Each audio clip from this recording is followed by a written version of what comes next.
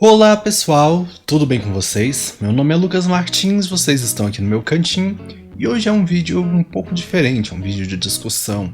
Ele inicialmente seria sobre o que é literatura, mas é que aconteceram umas coisas. Hoje é domingo, dia 23 de janeiro, e ontem aconteceram umas discussões que me levaram a querer fazer um vídeo aproveitando inicialmente meu tema sobre o que era literatura, para falar então de algo que estavam falando ontem, que é o que é ler os clássicos. O que é ler um clássico? Por que a gente lê os clássicos? Essas coisas. Enfim, a primeira coisa que eu quero falar é que tudo que eu vou falar aqui está embasado em uma teoria. É assim, a gente estuda muito para poder trazer isso, então eu vou fazer questão de mostrar a teoria para vocês, para ninguém falar: Lucas, mas você está criando coisa da sua mente? Não, o que vocês vão ver é coisa já estabelecida. Primeira coisa, Ítalo Calvino, um teórico muito importante nessa área que fala sobre literatura, sobre clássicos, tem um livro que se chama Por que Ler os Clássicos? Esse livro aqui. Nesse livro, ele traz uma série de definições sobre o que é um clássico. Afinal de contas, o que é um clássico? É um texto antigo? É um texto com muita idade? O que é isso? Ao que a gente fala quando a gente fala sobre clássicos? Ítalo Calvino diz o seguinte: ele traz uma série de definições, mas eu vou ler só 3 para vocês, que para mim são as 3 que mais interessam aqui. A primeira: dizem-se clássicos aqueles livros que constituem uma riqueza para quem os tenha lido e amado, mas constituem uma riqueza não menor para quem se reserva a sorte de tê-los pela primeira vez, das melhores edições para apreciá-los. Ou seja, clássico é aquele livro que você já leu, amou, está constituído, mas isso não vai impedir de uma pessoa que ainda não leu, ler ele e gostar do que fala. 2. Os clássicos são livros que exercem uma influência particular quando se impõem como inesquecíveis e também quando se ocultam nas dobras da memória, mimetizando-se como inconsciente coletivo ou individual. Ou seja, o clássico é aquele livro que ele ultrapassa as barreiras da memória. Ele vem sendo trazido com o tempo e às vezes pode até acontecer de algumas pessoas, alguns grupos de pessoas, alguns grupos da sociedade esquecerem que ele existe, mas ele está ali, ele está eternizado de certa forma. E a terceira definição é a definição que eu mais gosto desse livro, porque olha o que ela diz: os clássicos são aqueles livros que chegam até nós, trazendo consigo as marcas das leituras que precederam a nossa e atrás de si os traços que deixaram na cultura ou nas culturas que atravessaram, ou, mais simplesmente, na linguagem ou nos costumes. Ou seja, dá pra gente assumir que clássico é aquele livro que, além de atravessar a memória, ele teve uma influência na cultura. Ele influenciou o povo. Exemplos de clássicos brasileiros, da língua brasileira: os livros de Machado de Assis, como Dom Casmurro, livros de Clarice Lispector, como por exemplo A Hora da Estrela, Via Crucis do Corpo, esses livros mais antigos, esses livros que são considerados canônicos, sabe? Afinal de contas, eles são consolidados, eles foram muito estudados, eles foram muito apreendidos, eles tiveram muita coisa escrita sobre ele. E eles conseguiram andar pelos séculos e serem relevantes. Dom Casmurro, por exemplo, ele conseguiu uma relevância muito grande, ele conseguiu andar bem pelo tempo e trazer pra gente uma coisa interessante, uma coisa que é uma discussão que até hoje se vê na sociedade, que são os valores da sociedade, o que a sociedade tem como princípio. Que, inclusive, essa é a maior discussão ali em Dom Casmurro. A gente, às vezes, para na discussão de traiu ou não traiu e a gente esquece disso. Outra coisa, existem, por exemplo, os clássicos infantis, que são os contos clássicos infantis, Chapeuzinho Vermelho, Cinderela, enfim, todos esses contos clássicos, e eles não deixam de ser clássicos por serem infantis, viu, gente? Eles são clássicos da mesma forma. São influentes da nossa cultura. Se você for pensar, os clássicos são tão importantes porque eles marcam uma raiz. Romeu e Julieta é uma história clássica. E se você for pensar, todos os livros depois de Romeu e Julieta, que tem um conflito entre famílias de um casal apaixonado, todos esses são recontando Shakespeare. Todos eles estão falando de clássicos ali. Quando você pensa em livros que tratam entre livros e outras produções, como filmes que tratam entre a luta da menina mais nova contra a menina mais velha, ele está referenciando um clássico, que é A Branca de Neve, que nada mais é a luta do velho contra o novo. Então, os clássicos, eles têm essa característica de atemporaneidade, eles conseguem acompanhar o tempo e serem relevantes ainda, e eles são muito importantes, porque eles guardam a memória cultural do povo, eles guardam a nossa memória tradicional, a nossa memória coletiva, e eles são influentes na literatura de uma cultura. No nosso caso, Dom Casmurro, Clarice Lispector, Aloysio de Azevedo, todos são influentes na nossa cultura, na nossa literatura. Como diria um amigo meu, eles tiveram que andar muito para a gente poder correr hoje. Então, é muito complicado você virar e falar, não vai ler clássico. Jovem não deveria ler clássico. Adolescente não deveria ler clássico. Eu acho muito complicado porque quando você fala que alguém não vai ler algo, você está retirando a oportunidade de ler. Eu, por exemplo, fui um adolescente que adorava ler clássicos. Eu me apaixonei por Dom Casmurro na adolescência.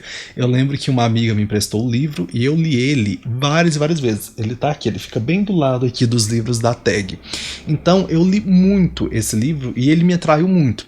Eu tenho uma outra amiga, a Laís, que aconteceu a mesma coisa com ela. Ela foi atraída por clássicos e aquilo fez parte da formação leitora dela. Então, qual é o problema nisso? O problema é a forma como esses clássicos são trazidos. Mas antes disso, eu preciso de uma discussão que a Ana Maria Machado traz sobre os clássicos, que é outro livro que se chama Os Clássicos Universais desde Cedo. Gente, eu tenho esse tanto de livro sobre clássico que eu estudo sobre eles, então a gente estava aqui preparado para isso. Olha o que a Ana Maria Machado fala. Inclusive, gente, olha só, um marcador da C.L. Silva. Não conhece um canal da C.L. Silva? Vai conhecer e seguir ela. Então, gente, o que a Ana Maria Machado fala é o seguinte.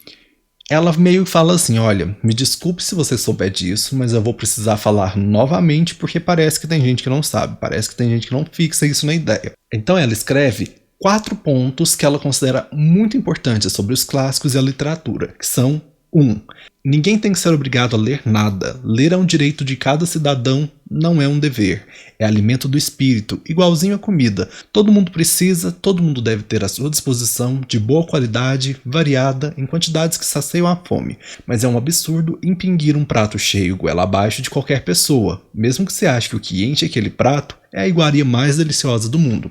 Aqui ela reúne o que Antônio Cândido, um grande teórico de literatura, fala, que literatura é um direito de todo ser humano, assim como é seu direito de ter saúde, segurança, educação. Literatura deveria ser um direito, você deveria ter isso à vontade e de qualidade a todo tempo. E ela fala uma coisa muito importante, não dá para você chegar com um livro e obrigar alguém a ler.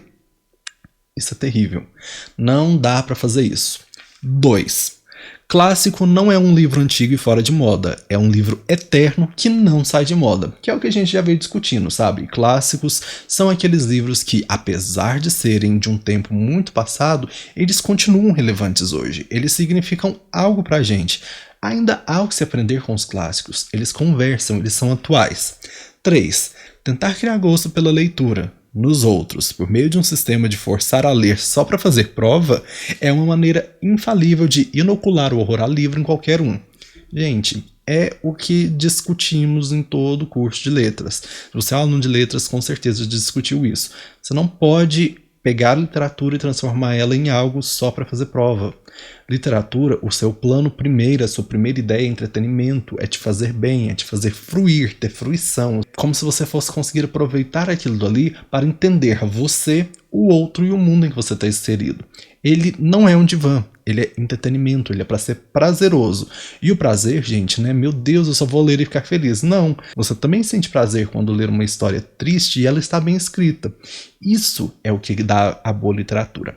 E 4, que eu também acho incrível. O primeiro contato com o clássico na infância e adolescência não precisa ser com o original. O ideal mesmo é uma adaptação bem feita e atraente. Gente, aqui entra o mais importante nessa história.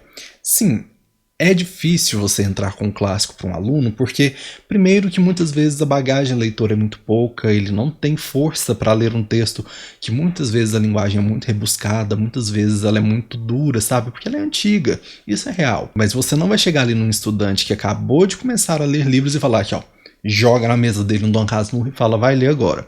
Chega nele, joga uma Clarice Lispector, joga uma Aloysio de Azevedo, joga, sei lá, qualquer coisa clássica, porque vai ser difícil, gente. Não vai rolar você vai fazer a pessoa criar raiva.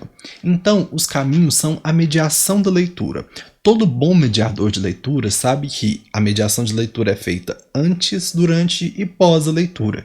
Então, há todo um preparo para aquilo. Você vai oferecendo textos curtos e que dialogam de forma boa com aquilo que você vai oferecer por final. E aqui tá o pulo do gato. Muitas vezes você não precisa ir naquele clássico ali, ó, na versão original, escrita na língua original lá do século XVIII. Enfim, gente, não precisa fazer isso. As adaptações estão aí para poder te ajudar. Por exemplo, eu sei que tem adaptações muito bem feitas de Dom Casmurro, de Frankenstein, de Dom Quixote, desses livros clássicos, esses livros que são mais complicados, esses livros que exigem mais o leitor, então eles vêm em formato de quadrinhos, por exemplo. Não vai achar que é porque tem imagem é mais fácil. Não é isso, é porque você consegue fazer um melhor dinamismo, sabe? Você consegue fazer uma ponte melhor entre o leitor e o texto. É por isso que as adaptações são tão importantes, porque elas conseguem fazer um caminho mais fácil, um caminho com menos pedras, um caminho pavimentado, eu diria, porque estamos aqui na nossa modernidade. Enfim, o que eu quero dizer é, não adianta você excluir. Excluir não é o caminho. Não adianta você falar, não vai ler clássico, porque clássico não é para criança, não é para jovem, clássico é para gente adulta que já leu muito. Não é por aí que se resolve esse problema. Se resolve esse problema com boa mediação de leitura, com boas indicações de leitura e com uma crescente construção da biblioteca leitor de cada pessoa.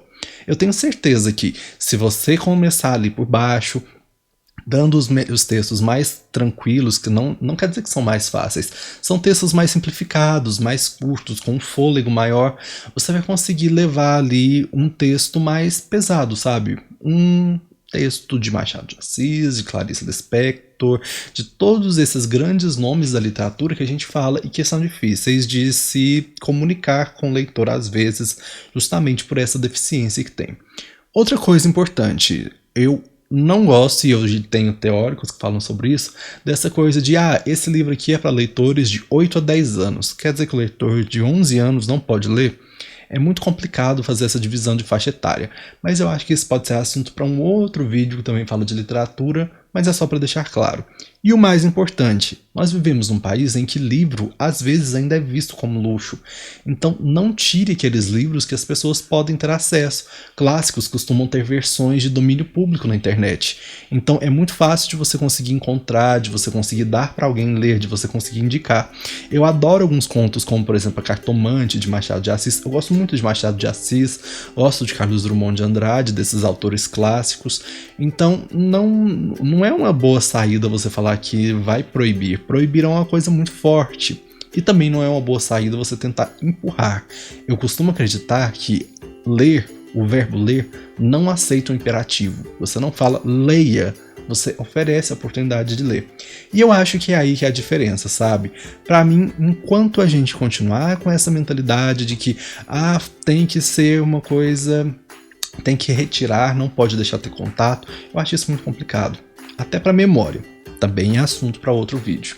Mas o que eu queria deixar claro aqui era isso, de que os clássicos estão aí, eles são lidos, eles podem ser lidos, e é importante que se leia, mas é importante preparar a leitura. Inclusive, se vocês tiverem gostado desse vídeo, deixem aqui nos comentários se vocês gostaram, se vocês querem mais vídeos desse estilo. Eu ainda pretendo fazer um vídeo falando só sobre literatura, um vídeo falando sobre ilustração, então a gente tem muito o que discutir. Mas vamos discutir também nas minhas redes sociais, vamos conversar sobre isso. E não esquece de deixar o seu joinha e de se inscrever no canal se não for inscrito, certo? Estou sempre aqui pra gente fazer nossas discussões sobre literatura. Muito obrigado pelas visualizações e até o próximo vídeo. Tchau, tchau!